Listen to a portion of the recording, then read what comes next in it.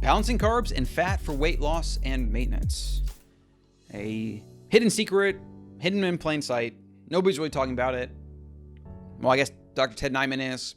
He has the protein and energy idea and what is it? The PE diet, I think he calls it. Yeah, great. Super smart dude. Great stuff. I've actually had him on the show, Ancestral Mind. You can find up here. Okay, so welcome back to another episode. I'm Colin Stucker, the Wild CEO, and I'm here to talk about anything ancestrally appropriate, anything that can help you in your modern, daily, toxic environment to live a little bit closer to nature, a little bit closer to the way your ancestors lived so that you can thrive and not just be another statistic, and so that your kids can thrive and you pass on that legacy to the next generation. All right, I'm obsessed with this stuff, is why I'm now putting out a video a day. For me, it's fun. Like, this isn't work. I love it. Okay. So if you want to support me, you can obviously like, subscribe, do all those things. I appreciate that. And let's get into today's topic. So I want you to think about how to balance carbs and fat. Okay. Because I started thinking about this recently, and it's something that I maybe intuitively did for years, but I've had this heuristic down and it is so beneficial. And we're going to get into it after this quote. I'm going to give you some, kind of principles and to think about this, but also just a step-by-step simple heuristic in your mind of how to kind of analyze your every meal, your every dish, and then ask yourself, like, is this going to be something that's going to help me maintain? Is it going to be something that's going to help me gain weight? Or is it going to be something that's going to help me lose weight? And if you're at all interested in weight loss or maintenance whatsoever, then this is something that you want to kind of keep at the front of your mind when you're making food decisions forever, right? So if you decide to break it, if you want to have a cheat meal, maybe you can mitigate a little bit. Maybe you can eat the carbs by themselves. Maybe you can eat the fat by itself, etc. Okay. So let's look at this quote from a book I'm reading, Don't Eat for Winter. Excellent book. Highly recommend it. However, fat is not as readily stored without insulin. So be warned, eating the two together, carbs and fat, seems to be a recipe for accelerated fat storage. And your body's instincts know this. This is why cakes, biscuits, and chocolate taste so nice to us. Your instincts understand that this combination of macronutrients will facilitate fat storage as quickly as possible, thus increasing your chances of surviving the next imminent food shortage, i.e. the winter it believes is coming.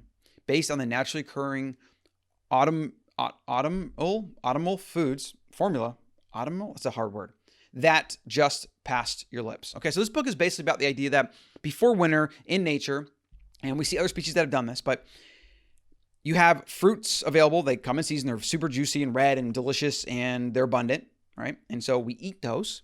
It helps us gain fat, as bears do, as mammals do, as birds do, right? And some of these animals even then just gain as much fat as possible, and they sleep for the winter.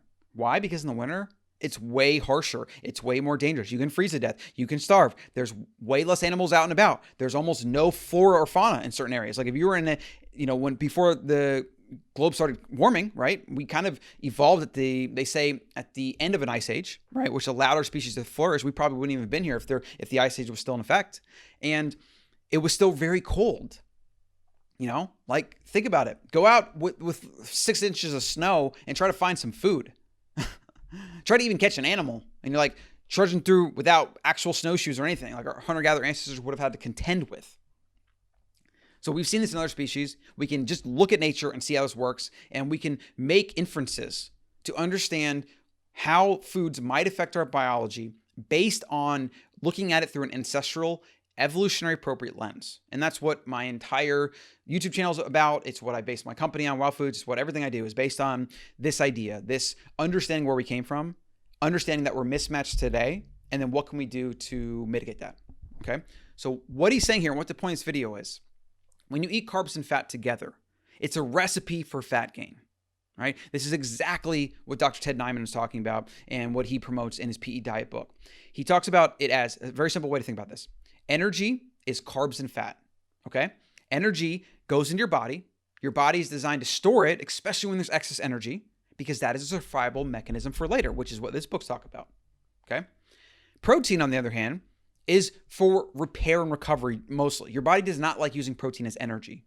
And there's actually some research that shows that we've observed in other animals, and some make the claim that it even is the case in humans, that a lot of animals are basically designed, especially carnivores or omnivore animals that eat animals, were designed to first optimize for protein. Like, we're trying to get protein, and that's what our appetite is primarily designed to acquire from our food, okay? So think about that. If your body is meant to keep eating until it gets enough protein, because protein and the amino acids are essential building blocks, you need them or you'll die, etc. It will go through as much energy, carbs and fat, as needed to get to that protein intake. Now, here's another thing that is like not something a scientist could tell us, because you can't, I mean, you could maybe research this, but interventional science in nutrition in humans is basically non-existent. It basically doesn't exist. It's all food questionnaires and garbage that they call epidemiology that shouldn't even be used as research, in my opinion, but it is what it is. So this is another thing that we can infer based on these different data points. So if we look at the modern food environment, what do we have? We have energy-rich food, carbs and fat primarily, highly palatable foods that lack protein. In a lot of cases, the processed refined foods, especially from the plant kingdom, don't even have certain omega-3s and B vitamins and other things we need.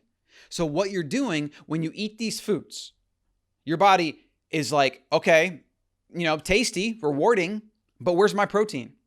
Where's my B vitamins? Where's all these other things that I need?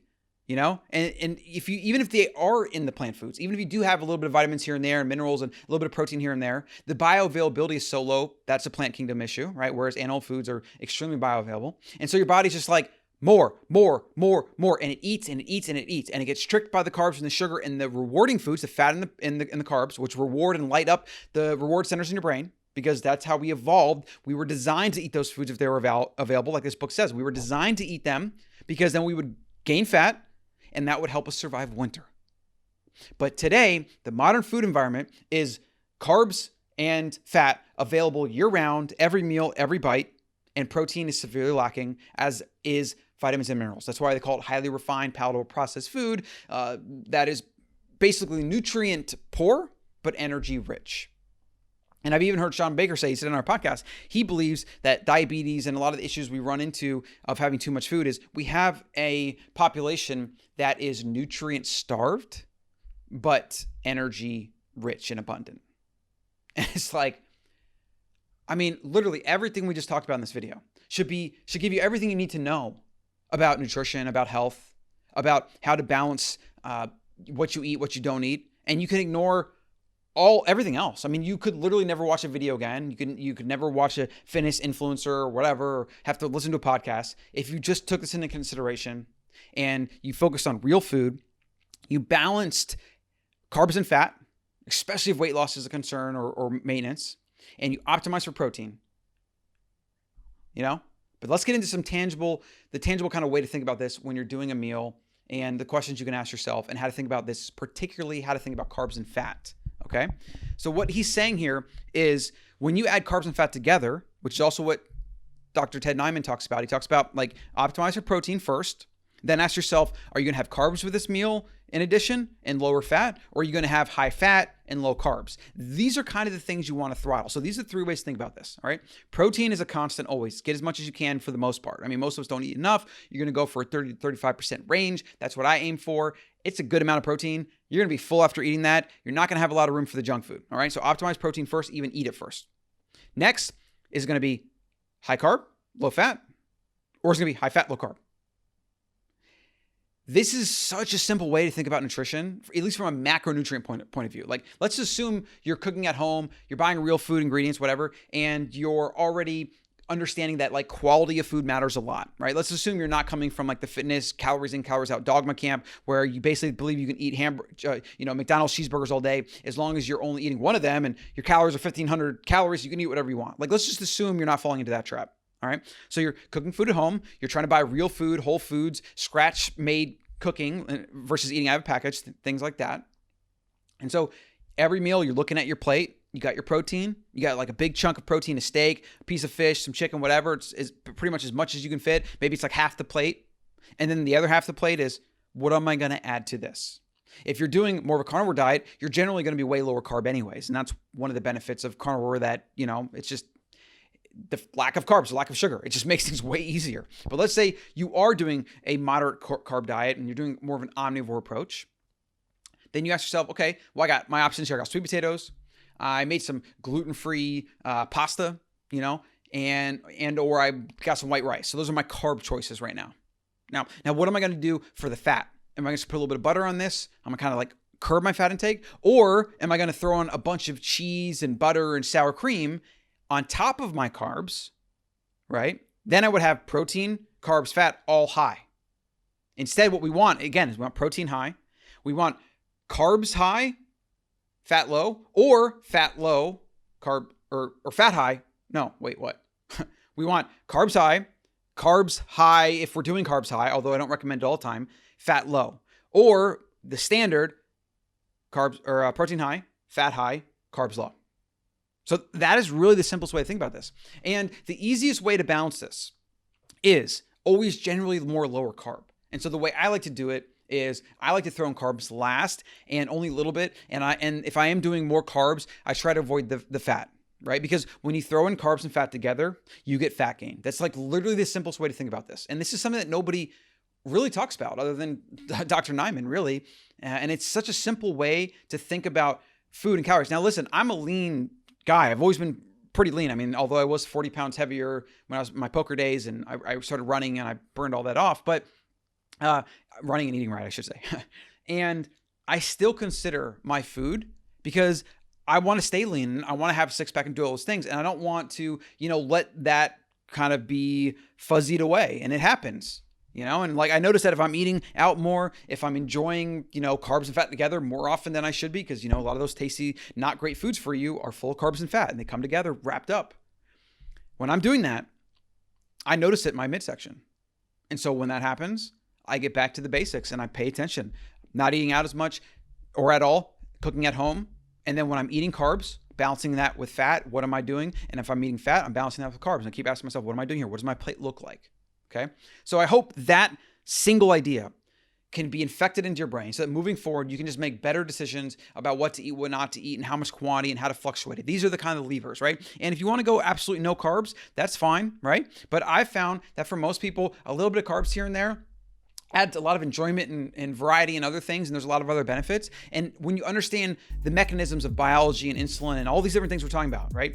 Then you can move these things up and down and you can be way more strategic with them so that if you want to do carbs, do it on a day where you do a higher carb day and you do way lower fat, right? And if you're having trouble gaining weight, just eat carbs, fat, and protein. Just eat as much of it as you can.